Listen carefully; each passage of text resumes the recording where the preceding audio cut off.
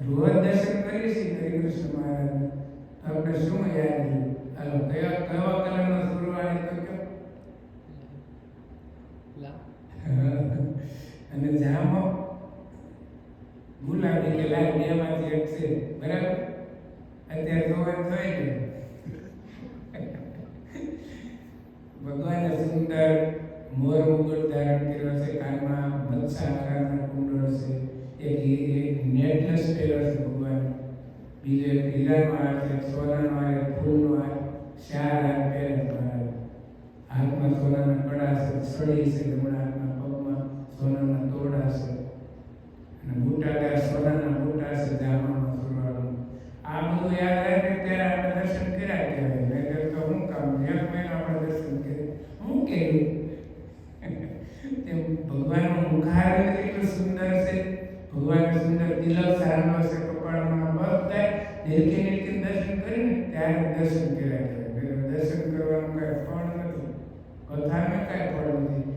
કથા પેલા આપણે 1 કલાક વચનામૃત સાંભળી, પણ 5 શબ્દ ભગવાનને યાદ રહી જાય ને તો એ સાર્થક કહેવાય. કથા સાંભળી કાંઈ યાદ જ ન રહે તો કે અભ્યાસ કરીને બધું થાય, તરત યાદ ન રહે. વચનામૃતનું જ્ઞાન તો બહુ ઓછું, બહુ ગહન છે. એકવાર આમાં પારાંગત આપણે અભ્યાસ કરીને બધું થાય. પહેલાં આપણને કાંઈ નહોતો આવડતો હતો, તમે અભ્યાસ કર્યો એટલું ભણ્યા તો અત્યારે એન્જિનિયરો બની ગયા જ નહીં, કેનેડા આવ્યા ને દેશમાંથી અભ્યાસ કર્યો ત્યારે થયું ને. એમ ભગવાનના દર્શનનો, કથા વાર્તાનો, કીર્તનનો બધો અભ્યાસ કરીને ત્યારે આપણું મન પછી ભગવાનમાં લાગે અને ભગવાન વધારે આપણને યાદ આવે. કરવાનું પરિકરી એ જ કરવાનું છે. આપણે જેટલી આયુષ બાકી હોય એટલી આયુષમાં આપણે સત્સંગ ત્યારે જ કર્યો કે જેટલા સેકન્ડ, મિનિટ કે કલાક આપણું મન ભગવાનના સ્વરૂપમાં રહે, પરિકરી એ જ કરવાનું. કેટલા વચનામૃતના સુધી મહારાજ હાલતા ચાલતા, ખાતા પીતા, નાહતા ધોતા, સૂતા બેઠતા બધી જ ક્રિયામાં સ્વામિનારાયણ સ્વામિનારાયણ ભજન કર્યા કરો. અને મનની વૃત્તિ ભગવાનમાં. નામનું ફળ ક્યાં છે? કે નામીય સહિત નામ લેવાનું એનો મહિમા છે. નામીય સહિત નામ એટલે આપણે સ્વામિનારાયણ ભગવાનનું નામ બોલે એટલે એનું સ્વરૂપ આપણને યાદ આવવું પડે, દેખાવ, દર્શન થવા પડે, ત્યારે નામનો મહિમા છે. સ્વામિનારાયણ સ્વામિનારાયણ આપણે ગમે એટલું બોલીએ પણ મહારાજની મૂર્તિ ન સાંભળે તો એનું ફળ યથાર્થ પ્રાપ્ત થાય નહીં. એટલે નામ લે ને ત્યારે મહારાજનું સ્વરૂપ યાદ આવવું પડે. સ્વામિનારાયણ સ્વામિનારાયણ.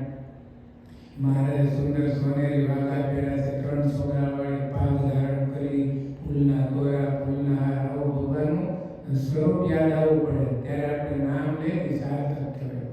કીર્તન ગાઈએ, નામ લઈએ, બધામાં ભગવાનના સ્વરૂપમાં વૃત્તિ ન રહે તો પ્રથમના 22ના વચનામૃતમાં મહારાજ કહ્યું ગાયું તે ન ગયા બરાબર છે. આપણે ચેષ્ટા કરીએ ભગવાનના લીલા ચિંતામણી, કેટલો આનંદ આવે છે, મજા આવે છે, પણ હારે આપણે એવો અભ્યાસ કરવાનો કે મહારાજ નાતા હોય, દાતણ કરતા હોય, જમતા હોય, ભક્તોને ભેટતા હોય, હાર આપતા હોય, આ જે લીલા આવે ને ચેષ્ટામાં એનું ચિંતન થતું જવું જોઈએ. ગઢડામાં મહારાજે રહે આ બધી લીલા કરી તો એનો વિશેષ આપણને આનંદ અને સુખ આવે. સાક્ષાત ભગવાનના સ્વરૂપનું આપણને અહીંયા બેઠા બેઠા અક્ષરધામ જેવું સુખ આવે. બસ કરીને એટલું જ કરવાનું, બીજું કાંઈ કરવાનું નથી. ભગવાનમાં મનને જોડજો. એટલે મારે પહેલાના સમયમાં કીધું કે કઠણમાં કઠણ સાધન એ જ છે કે મનના વૃત્તિ ભગવાનના સ્વરૂપમાં લાગી જાય, અખંડ ચિંતન થાય. એનાથી કોઈ મોટું સાધન નથી, કોઈ મોટી પ્રાપ્તિ નથી. મોટા મોટી પ્રાપ્તિ છે. બધા સારા લોકો એક વ્યક્તિને આખી દુનિયાનું ધન મળી જાય તો એને કંઈ કે સુખ શાંતિ ન થઈ જાય. પણ ભગવાનનું સ્વરૂપ કેવું છે, ભગવાનનું સુખ કેવું છે, તમને એનો આનંદ જ આવ્યા કરે. અહો વાટે પડે એવા ભગવાન સ્વામિનારાયણ આપણને મળ્યા. આવો સત્સંગ મળ્યો, અંતરમાં કાયમ આનંદ જ રહે, કોઈ ઉદાસ પણ ન થાય. અને જગતનું સુખ દુઃખ તો એને હાલ્યા જ કરવાનું છે, એનો કોઈ બહાર આવતો નથી. ક્યારેક સુખ આવે, ક્યારેક દુઃખ આવે. અબજોપતિ છે તો હજી આગળ મેળવવા પ્રયત્ન કરે, એને શાંતિ નથી કે હું 5 માળા કરી લો, ભજન કરી લો, ધ્યાન કરી લો, એવું થતું નથી. વાસના એ બહુ ભયંકર છે. આગળ મેળવવાની પ્રાપ્તિ થાય પણ ભગવાને આપ્યાનું સુખ નથી ભોગવી શકતા. તમારી પાસે 10 લાખની ફોરેન હોય તો કોઈ 5 કરોડની ગાડી લઈને નીકળ્યો એટલે કે આપણે ભલે રહી પણ આની જેવી તો નહીં, આવી હોય તો મજા આવે, થાય કે નહીં? તો ઓલાની સુખ જોઈને આપણે દુઃખી થાય, પણ આપણે મળેલું છે એનું સુખ નથી ભોગવી શકતા.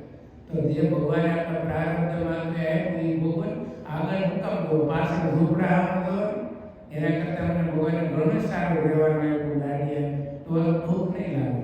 પણ આગળ જો ઈચ્છા કરશું તો કાંઈ સુખ મળશે ને. એટલે સ્વામિનારાયણ ભગવાન દાદા દાદાના દરબારમાં મહારાજ રાત્રિને સમય પધાર્યા છે અને સર્વશ્રેષ્ઠ વસ્ત્ર ધારણ કર્યા. પોતાના મુખારવિંદની આગળ સાધુ તથા દેશ દેશના હરિભક્તની સભા ભરાઈને બેઠી હતી. હવે આપણે ખાસ નામ એવું રચનામાં બે પ્રશ્ન. પછી મયારામ ભટ્ટે શ્રીજી મહારાજ પ્રત્યે પ્રશ્ન પૂછ્યો છે, હે મહારાજ, ઉત્તમ, મધ્યમ અને કનિષ્ઠ એ ત્રણ પ્રકારનો જે વૈરાગ્ય તેના શા લક્ષણ છે તે કહો. કોને પ્રશ્ન પૂછ્યો? મયારામ ભટ્ટ. ક્યાં ગામના હતા? કોને ખબર છે? હે, સુરતના કે અમદાવાદ, મુંબઈ? દેવ ભગત તમે કહો નહીં? માણા વગરના હતા. ક્યાંના? શિક્ષાપત્રીમાં સ્વામિનારાયણ ભગવાનનું નામ લખ્યું. દીનાનાથ ભટ્ટ આમોદ ગામના વિદ્વાન હતા, તેને ભાગવતના 18,000 શ્લોક કંઠસ્થ હતા.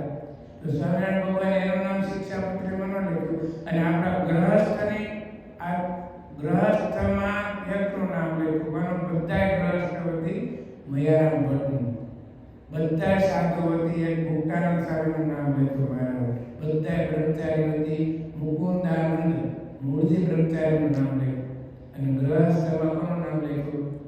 મયારામ ભટ્ટનું. દીનાનાથ ભટ્ટનું નામ ન લખ્યું. આવા મહાન ભગવાનના ભક્ત હતા માણાવદર ગામના મયારામ ભટ્ટ. તો એને સુધી મહારાજને પ્રશ્ન પૂછ્યો કે હે મહારાજ, ઉત્તમ, મધ્યમ અને કનિષ્ઠ ત્રણ પ્રકારનો જે વૈરાગ્ય તેના શા લક્ષણ છે તે કહો.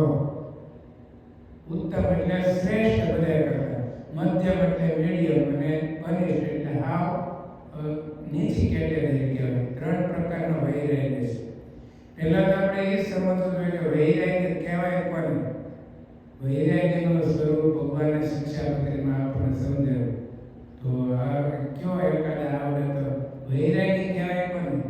શિક્ષાપત્રીમાં લખ્યું. આપણે રોજ શિક્ષાપત્રી વાંચી પૂજા વાંચવા છો બધા કે નથી વાંચતા?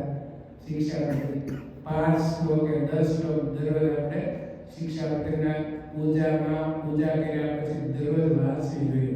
હમણાં આપણે શિક્ષાપત્રી જયંતિ ગઈ, ટૂંકમાં મારે વાત કહેવાની બાકી રહી હતી. એમાં ભગવાન સ્વામિનારાયણે આપણને આજ્ઞા કરી, ગઢડા અંત્યના પહેલા વચનામૃતમાં આજ્ઞા કરી કે મારા આશ્રિતે પૂજા કરીને દરરોજ શિક્ષાપત્રીનો પાઠ કરો.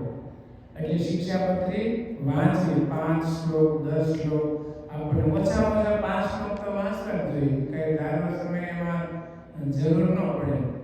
પણ નો વાંચે, મારા દીકરી જેને ભણતા આવડતું ન હોય એટલે વાંચતા આવડતું ન હોય તો એને શું કીધું? બીજા પાસેથી સાંભળવું દરરોજ. એક દિવસ 5 દિવસ એમ નહીં, દરરોજ. વાંચતા ન આવડતું હોય તો બીજા પાસે સાંભળવું. બીજા પાસે સાંભળવાનો યોગ ન હોય તો શું કીધું? શિક્ષાપત્રીની પૂજા કરવી. અને 3માંથી એકે યોગ ન આવે તો શું કીધું? એક ઉપવાસ કરવો. શું કીધું? જેથી ઈ કોને માટે? જેને ભણતા આવડતું નથી, વાંચતા નથી આવડતું, બીજા પાસેથી સાંભળવાનો યોગ ન મળ્યો તો એને ઉપવાસ કરવો. આ 3 પ્રકાર સ્વામિનારાયણ ભગવાને આપણને આપ્યા. આપણે બધા ભણેલા વાંચતા આપણે રોજ વાંચતા તો શિક્ષાપત્રીમાં જીવ ઈશ્વરમાં બ્રહ્મ પરબ્રહ્મ અને વૈરાગ્યના જીવના વૈરાગ્યના બધા લક્ષણ કહેવાય. મહારાજે વૈરાગ્યનું રૂપ કીધું શિક્ષાપત્રીમાં. વૈરાગ્ય કોને કહેવાય? કે ભગવાન સિવાય કોઈ પદાર્થમાં પ્રીતિ ન થાય તેને વૈરાગ્ય કહેવાય. આપણે વૈરાગ્ય તો કોઈને છે જ નહીં. છે તો નો આ નહીં જાય બધા ત્યાગી ગયા. ભગવાન સિવાય સાધુ હોય તો બોલે ભગવાન લીધા, ભગવાન સિવાય બીજે રાગ હોય તો એ રાગી છે, વૈરાગી નથી. ભલે ભગવાન લીધા, ભગવાન સિવાય કે પ્રીતિ હેત ન હોય એને ભગવાને કીધું એને વૈરાગ્ય કહેવાય. કોઈ પદાર્થ એવો માર કોઈ પદાર્થ આ બધું જે કંઈ આપણી સામે બધા પદાર્થ વસ્તુ પદાર્થ કે કોઈ પણ મનુષ્ય પશુ પક્ષી જે કાંઈ પદાર્થ છે આખી માયામાં બધું આવી જાય સંસારના બધા પદાર્થ. ભગવાન સિવાય કોઈ પદાર્થમાં હેત પ્રીતિ ન હોય એ વૈરાગ્યનું એને વૈરાગ્ય કહેવાય. તો વૈરાગ્ય હોય તો જ ભગવાનમાં પ્રીતિ થાય. વૈરાગ્ય ન હોય તો ભગવાનમાં પ્રીતિ થાય નહીં. એટલે વૈરાગ્ય આપણે ન હોય ને તો કરવો પડે. ભગવાનમાં પ્રીતિ કરવી હોય તો બીજેથી દોડવી પડે કે નહીં. બધાએ પ્રીતિ કરવી ભગવાનમાં તો ઓછી પ્રીતિ કહેવાય. એટલે ભગવાનમાં જોડવાની છે, જગતમાંથી તોડવાની છે. એટલે મયારામ ભટ્ટે સિદ્ધિ મહારાજને આવો પ્રશ્ન કર્યો. આપણે હવે મહારાજ મૂકીએ જોઈએ ત્યારે સિદ્ધિ મહારાજ બોલે ઉત્તમ વૈરાગ્ય જેને હોય તે પરમેશ્વરની આજ્ઞા કરીને અથવા પોતાના પ્રારબ્ધ કર્મ વશે કરીને વ્યવહારમાં રહે, પણ તે વ્યવહારમાં જનક રાજાની પેટે લોપ પાય નહીં. ઉત્તમ વૈરાગ્યનું લક્ષણ મહારાજ કહે છે. ઉત્તમ એટલે શ્રેષ્ઠ. ઉત્તમ વૈરાગ્ય હોય એ મહારાજ કે શું એનું લક્ષણ કીધું કે ભગવાનની આજ્ઞાએ કરીને અથવા પ્રારબ્ધ કર્મ કરીને ગૃહસ્થ આશ્રમમાં રહે, પણ મહારાજ કે વ્યવહારમાં રહે પણ જનક રાજાની પેટે વ્યવહારમાં લોપ પાય નહીં. જનક રાજાનું દ્રષ્ટાંત આપ્યું. ઘણા વચનામૃતમાં ભગવાને જનક રાજાની વાત કરી. જનક રાજા કેવા હતા? બહુ મોટા વૈભવ વિલાસ હતો, બહુ મોટા રાજા હતા, પણ એ ક્યાંય બંધાણા નહીં રાજ્યમાં. અને સુખદેવજી જેવાના ગુરુ કહેવાના. સુખદેવજી સાધુ હતા, જનક રાજા ગ્રહસ્થ હતા, પણ છતાંય તે ક્યાંય ન બંધાણા. એટલે ભગવાન સ્વામિનારાયણ વચનામૃતના શ્લોક બોલ્યા કે જ્યારે એના રાજ્યમાં આગ લાગી ત્યારે એના રાજ્યમાં જે સાધુઓ વૈરાગીઓ રહેતા હતા ને, ઘોડીઓ ટીંગાતી, તુમડા ટીંગાતા હતા, એ લઈને ભાગવા માંડ્યા. જનક રાજાને કહેતા મિથિલા નગરી બળે, તને કાંઈ નથી થતું, તારું રાજ્ય બળે. ત્યારે જનક રાજા જે શ્લોક બોલ્યા ને મહારાજ વચનામૃતમાં બોલ્યા મિથિલાયામ પ્રદીપ્તાયામ નમે દહયંતિ કિંચન. આ મિથિલા નગરી બળે છે ને એમાં મારું કાંઈ બળતું નથી એવું બોલ્યા. શું કામ? આ શરીરે મારું નથી. શરીરે માંથી મારા જુદો પડીને એકલા થઈ જાવ તો મિથિલા નગરી મારી ક્યાંથી હોય? એટલી એની ઊંચી શબ્દ નથી. ક્યાંય ભગવાન સિવાય બધા એટલા મોટા રાજા હતા કે ભગવાન માટે તુલસી પત્ર લાવવા, ફૂલ લાવવા, યજ્ઞ માટે લાકડા લાવવા, ભગવાનની પૂજા માટે જળ લાવવું, ભગવાન માટે ચંદન ઘસવું, બધું પોતે હાથે કરતા. એ કોઈ નોકર પાસે કરાવાય નહીં. ભગવાનની સેવા પોતાને જ કરવી પડે આપણે, તો જ ભગવાનનો મહિમા સમજાય. નકર આપણે ઘણા એવા જોયેલા છે, બહુ પૈસાવાળા હોય, હરિભગત હોય, પૂજા કરે ને પછી પૂજાના ધોત્યા નોકરને કે હકેલી લેજે ધોત્યા મારે એ અડે હાલે. આપણી પૂજાના ધોત્યા ગમે તે વ્યક્તિ અડી ન શકે. એને રેશમી હોય તો અઠવાડિયામાં 15 દિવસે ધોવે તો હાલે, પણ સુતરા હોય તો દરરોજ ધોવા પડે. એટલે ભગવાને કીધું રેશમી વસ્ત્ર એક પહેરવું અને એક ઓઢવું. લેંગો પહેરીને, સડા પહેરીને, રૂમાલ પહેરીને પૂજા થાય ને એનું ફળ પણ નથી મળતું. થતું હોય તો ફેરફાર કરજો, ન હોય તો ધોત્યા વગેરે ભારતમાંથી અને એ મળતા હશે. બરાબર? એટલે આ ધીરે ધીરે આપણે બધું સુધારો થઈ જશે. અત્યારે એ કાંઈ ન થાય, ભૂલ હોય સુધરી જાય. ભગવાનને રાજી કરવા માટે આપણે કરવાનું છે, કોઈ દેખાડવા માટે નહીં. ભગવાનની આજ્ઞા છે. એટલે ઉત્તમ વૈરાગ્ય જે હોય ને જનક રાજા ટૂંકમાં ક્યાંય એને બંધક ન થાય. ભગવાનમાં જ એટલે ભગવાનના ભજનમાં અલમસ્ત રહે એવી સ્થિતિ જનક રાજાની હતી. આપણે જેમ વ્યવહાર બહુ આપણે કાંઈ નથી, એટલો મોટો વ્યવહારને રાજ્ય હતું તો આપણે અક્ષરના આશીર્વાદો બોલ્યા એમાં શૈલી કડી બીજા પદમાં શું કીધું? પ્રેમાનંદનો સ્વામી પ્રાણ સ્નેહી બધા જીવોને વાલે કરાવી દેહી રાત ધર્મને લાલે મુને એતે બોલાવી. ધર્મના લાવ એટલે સ્વામિનારાયણ ભગવાન પ્રેમાનંદ સાહેબ કે મને એતેથી બોલાવી મહારાજે.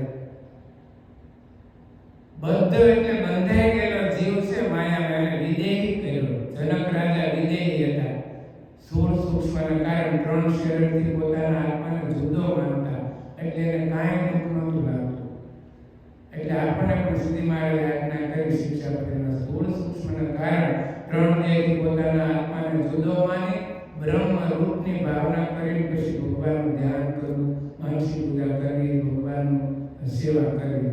તો કોઈ દિવસ કોઈ અપમાન કરે તો ભલે કોઈનો હાથ પહેરાવે છે, કોઈ દિવસ એને દુઃખ લાગશે નહીં. હાથ પહેરાવે તો હરકાય મળે, અપમાન કરે તો દુઃખ ન લાગે. શું કામ? આપણે શરીર નથી, આપણે તો આત્મા છું. આત્મા સ્ત્રી નથી, પુરુષ નથી, કોઈનો બાપ નથી, કોઈનો દીકરો નથી, એની કોઈ જાત નથી, નાત નથી, ગણવી નથી, બ્રાહ્મણ નથી.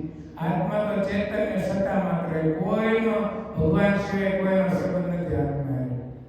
આપણો જીવ વયો જાય છે ત્યારે આપણા સંબંધી પદાર્થ મિલકત કઈ હારે આવે છે, એટલો શરીર મૂકીને વયો જાય છે, કોઈનો સંબંધ રહેતો નથી. એટલે એવો ભાવ કરો. જનક રાજા એવા મહાન હતા અને સ્વામિનારાયણ ભગવાને પણ એવી કૃપા કરીને આપણે બધાને કૃપા કરીને બંધાયેલા જીવાત્માને માયામાંથી મુક્ત કર્યા. એટલે કીધું પ્રેમાનંદ સ્વામી બધા જીવોને વાલે કર્યા વિદેહી રાહ. માયામાં બંધાયેલા હતા ને ભગવાને મુક્ત કરી દીધા. સંસારમાં હોય કે માયાનો પાશ ન લાગે, સતત એવું જ્ઞાન રહે હું આ શરીર નથી, હું તો ભગવાનનો ભક્ત છું, હું આત્મા છું, મારે ભગવાન છે, મારો કોઈ સાચો સંબંધિત નથી. એવું જ્યારે સમજણ થઈ જાય ત્યારે સંસારના કોઈ પદાર્થમાં મોહ ન પામે. ગમે એવું સારું એને કે મોહ નથી. મોહ પામવા જેવા એક જ ભગવાન સ્વામિનારાયણનું સ્વરૂપ છે. એટલે મયારામ ભટ્ટે ના પ્રશ્નથી મહારાજે કીધું કે વ્યવહારમાં રહે પણ એ ક્યાંય બંધાય નહીં, એને ઉત્તમ વૈરાગ્ય કહેવાય. કોઈ જગ્યાએ ભગવાન સિવાય ન બંધાય. જનક રાજાની જેમ આપણું પ્રારબ્ધ કદાચ ભલે નબળું હોય, નાથ ભક્ત હતા, ઘણા ભક્ત ગરીબ હતા મહારાજ વખતમાં, પણ એની સ્થિતિ બહુ ઊંચી હતી. વડોદરાના નાથ ભક્ત આવું ગરીબ હતા પણ મહાન ભક્ત હતા. જો એવી ભલે એવું નથી સંસારમાં કોઈ પૈસા હોય કોઈને ન હોય, પણ એની દ્રષ્ટિ ભગવાનના પગે જાય એ બધા કરતા મહાન છે. અને હવે કહે છે રૂપ, શબ્દ, સ્પર્શ, રૂપ, રસ અને ગંધ એ પંચ પ્રકારના જે ઉત્તમ વિષય તે પોતાના પ્રારબ્ધ અનુસાર પ્રાપ્ત થાય ને તેને ભોગે, પણ પ્રીતિએ રહિત ઉદાસ થકો ભોગે અને તે વિષયને લોભી શકે નહીં. પાંચે વિષયના સુખ આપણને ભગવાને આપ્યા છે. કયા? શબ્દ, સ્પર્શ, રૂપ, રસ અને ગંધ અને પંચ વિષય કહેવાય. આપણે પાંચ જ્ઞાન ઇન્દ્રિયોથી આ વિષય આપણામાં અંદર પ્રવેશ કરે છે. શબ્દ કાન દ્વારા આપણા આત્મામાં પ્રવેશ કરી જાય. સ્પર્શ એટલે અડવું એને સ્પર્શ કરે. તો આપણે આ પાંચ જ્ઞાન ઇન્દ્રિયો છે. શ્રીજી મહારાજે આ ખરેખર આ એક જ્ઞાન કહીએ ને, આ ભલે આધ્યાત્મિક તત્વ જ્ઞાન છે, પણ આ જ્ઞાન થઈ જાય ને, ત્રણ શરીરનું, ત્રણ ગુણનું, ત્રણ અવસ્થાનું, પંચ વિષયનું, પંચ 10 ઇન્દ્રિયો, તો તમે માયામાંથી મુક્ત થઈ જાવ. એમ સતત એમ રહે કે હું તો કેવું ભગવાને મને જ્ઞાન આપ્યું. આ બધું તો નાશવંત છે, આપણે પંચ વિષય ભોગવા જોઈએ. પણ મહારાજે શું કીધું કે શબ્દ, સ્પર્શ, રૂપ, રસ અને ગંધ. શબ્દ કાન ભોગવે છે, રૂપ આંખ ભોગવે છે, રસ જીભ ભોગવે છે, નાસિકા ગંધ પણ ભોગવે છે, નાક અને ચામડી જે સ્પર્શનું સુખ ચામડી લે છે એ આખા શરીરમાં. આપણે પાંચ જ્ઞાન ઇન્દ્રિયો છે. પાંચ જ્ઞાન ઇન્દ્રિયો દ્વારા પાંચ વિષય આપણા શરીરમાં પ્રવેશ કરે છે. એટલે મારા કીધું વિષય તો બધાય ભોગવે, પણ ભગવાનના ભક્તમાં વિષય ભોગવાનો વિવેક બતાવે. એટલો અભ્યાસ છે કે ભગવાનનો ભક્ત છે એ ભગવાનના રૂપમાં સુખ માને છે, એ માયાના રૂપમાં ક્યાંય સુખ માનતો નથી. એની આંખ ભગવાનના સ્વરૂપમાં લોભાય, બીજા કોઈ રૂપમાં એની આંખ લોભાય નહીં. ભગવાનના ભક્તની આપણી આંખ છે ને જ્ઞાન ઇન્દ્રિય છે, જેનાથી આપણે રૂપનું જ્ઞાન થાય છે. આ રૂપાન છે, આ કુરૂપ છે, આ બાળક છે, વૃદ્ધ છે, કોને જ્ઞાન થયું? આંખને. એટલે આપણી જ્ઞાન ઇન્દ્રિય છે આંખ છે. પછી કાનને શબ્દનું જ્ઞાન થાય. આપણે અક્ષયભાઈ બહારથી આપણે સાદ પાડ્યો હોય તો આપણે તરત જ્ઞાન કાનને ખબર પડી જાય. અક્ષયભાઈ બોલે છે બહારનું ખરું જ્ઞાન કોને થયું? કાન દ્વારા. એટલે જ્ઞાન ઇન્દ્રિય છે, કાન છે. આંખ જ્ઞાન ઇન્દ્રિય, કાન જ્ઞાન ઇન્દ્રિય, પછી જીભ છે ને એ જ્ઞાન ઇન્દ્રિય, જેને રસનું જ્ઞાન થાય. ખારું, ખાટું, તીખું, કડવું, મોળું એ કોને ખબર પડે? જીભને પડી જાય તરત ગમે એવું. એટલે જીભ આપણી જ્ઞાન ઇન્દ્રિય છે. પછી ચામડી, ઠંડી લાગે છે, ગરમી થાય છે, કોને ખબર પડે? ચામડી આખા શરીરમાં. એ આપણે જ્ઞાન, જેને ત્વચા કહેવાય સંસ્કૃતમાં, એનો વિશેષ સ્પર્શ એટલે અડવું. ઠંડોનો પવન આપણને ખબર પડે કે ચામડી આપણી જ્ઞાન ઇન્દ્રિય છે. પછી નાસિકા એટલે નાક, સુગંધ દુર્ગંધની જેને ખબર પડે, પત્તરની સુગંધ આવે, મોગરાના ફૂલની કે બટર ગંધ આવે, કોને ખબર પડે? નાકને ખબર પડી જાય સારી દુર્ગંધ છે કે સારી સુગંધ છે. તો આપણી આ 5 જ્ઞાન ઇન્દ્રિયો દ્વારા 5 વિષય આપણા શરીરમાં પ્રવેશ કરે છે. તો સ્વામિનારાયણ ભગવાન મયારામ ભટ્ટના પ્રશ્ન એમ કહે છે કે ઉત્તમ વિષય કે પ્રારબ્ધ, આ જે 5 વિષય છે એના પ્રારબ્ધ અનુસાર પ્રાપ્ત થાય. પ્રારબ્ધ એટલે આપણું ભાગ્ય. આપણને સારા વિષયો મળ્યા છે, માનો સારું શહેર મળ્યું, સારા બંગલા મળ્યા, સારી ગાડી મળી, બધા સારા વિષયો કહેવાય. તો એના પ્રારબ્ધ, એના ભાગ્ય છે તો આ બધું મળ્યું છે, ખાન પાન વિષય વૈભવ, પણ એના પ્રારબ્ધ અનુસાર મારાથી ભોગવે અને પ્રાપ્ત થાય. પણ એ ઉદાસ થકો ભોગવે, એને અપૂર્ણ ન થાય, ઉદાસ થકો ભોગવે. એટલે એને એમાં એક રીતે થાય અતિશય ભગવાનની જેમ ભગવાનમાં જ બંધાય, વિશેષ વિષયમાં ક્યાંય બંધાય નહીં. ભગવાનનો કહેવાનો ભાવ એવો છે, પ્રીતિએ રહિત એટલે પ્રીતિ નહીં, રહિત એટલે પ્રીતિ વગરનો ભોગવે, ઉદાસ થકો, પરાયણ પ્રાણ. એને આસક્તિ ન હોય ટૂંકમાં, હું આ હારું ખાયેલો કે આ રૂપમાં હું સુખમાં એવું કહે સુખ એને મનાય નહીં, એમ સુધી મહારાજ કહે છે. અને તે વિષય એને લોભી ન શકે, માયાના વિષય કહેવાય. જેમાં ભગવાનનો સંબંધ નથી એને શું કહેવાય? માયાના પંચ વિષય કહેવાય. આ પિક્ચર કે સિરિયલ જે કે આપણે જોઈ તો એમાં ભગવાનનો સંબંધ ન કહેવાય. એમાં છે કે ભગવાનનો સંબંધ, શ્રીજી મહારાજ લીલા કરતા, રંગે રંગતા હોય, સભા કરતા, એવું કઈ એમાં આવે?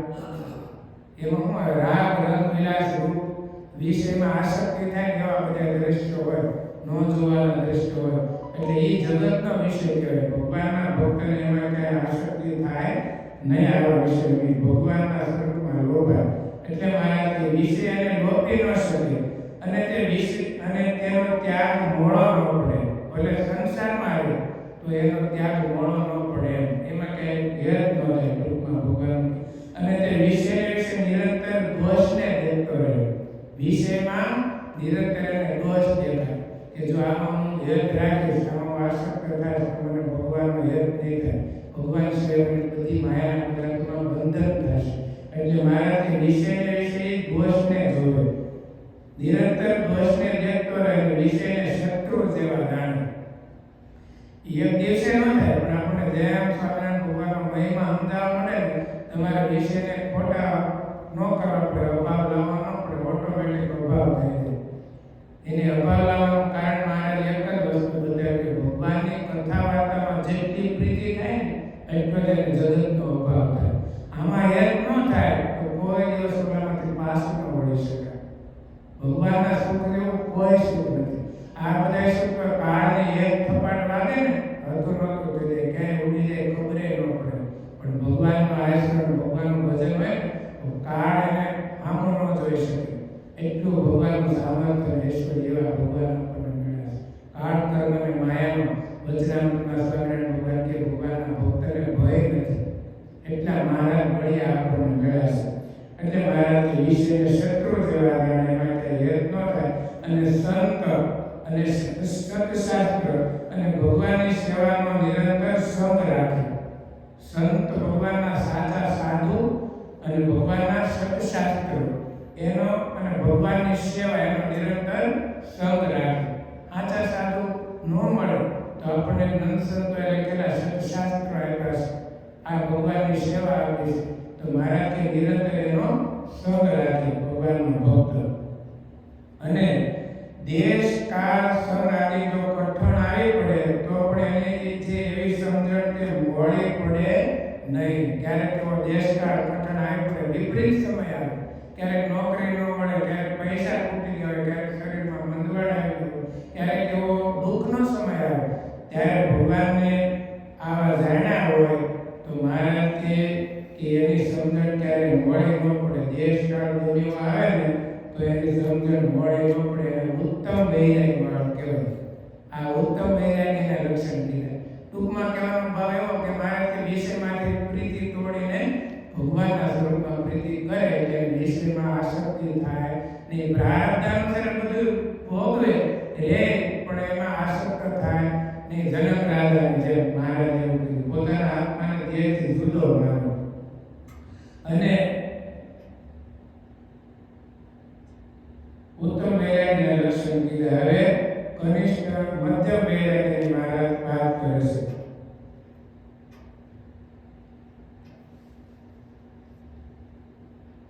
અને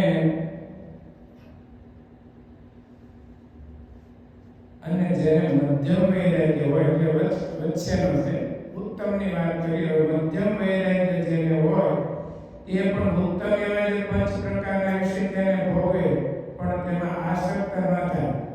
તો શું કીધું ભગવાન મધ્યમ વૈરાગ્યવાળાનું લક્ષણ એવા કીધા કે ઈ ભક્ત પણ એવો છે કે ઉત્તમ પ્રકારના જે 5 વિશે છે એને ભોગવે પણ એમાં આસક્ત ન થાય. ઈ આસક્ત થતો નથી મધ્યમ વૈરાગ્યવાળો. અને જો દેશ કાળ સંકટન પ્રાપ્ત થાય તો વિષયને વિશે બંધાઈ જાય અને વૈરાગ્ય મન પડી જાય તેને મધ્યમ વૈરાગ્યવાળો કહીએ. ઈ ભોગવે કે આસક્ત થતો નથી પણ એને એવો દેશ કાળ સંગ એવો જો આવી જાય તો એ પાછો વિષયમાં આસક્ત થઈ જાય અને બંધાઈ જાય છે. એટલે દેશ એટલે આપણે આ દેશ કહેવાય દેશ પછી કાળ એટલે સમય અને સંગ એટલે સારામાં સંગ હોય તો એને વાંધો આવે નહીં પણ નબળામાં સંગ થઈ જાય અધર્મને માર્ગે પાપને માર્ગે દુરાચારને માર્ગે વ્યસનને માર્ગે જાતો એનો સંગ થઈ જાય તો વૈરાગ્ય બધું ભૂલી જાય.